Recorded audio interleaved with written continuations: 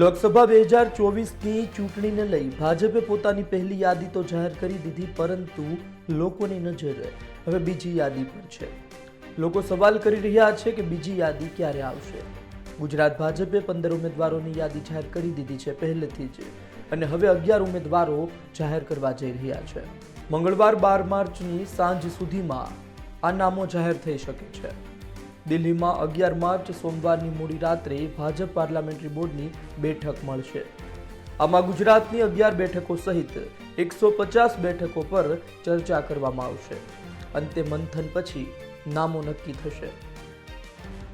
48 કલાકની અંદર ઉમેદવારો નક્કી। દિલ્હીમાં ભાજપ પાર્લામેન્ટરી બોર્ડની બેઠક મંગળવાર સાંજ સુધીમાં નામ સામે આવી શકે। 11 બેઠક પર થઈ શકે નવા જૂની। 2 થી 3 મહિલાઓને મળી શકે તક। 150 બેઠકો પર થશે મંથન।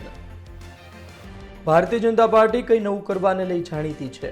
પહેલી યાદીમાં જૂના નામો રિપીટ કર્યા। હવે બીજી યાદીમાં સ્પષ્ટ નથી કે રિપીટ થિયરી હશે કે નો રિપીટ થિયરી। તમામ સાંસદોના રિપોર્ટ કાર્ડ ચેક કરવામાં આવશે।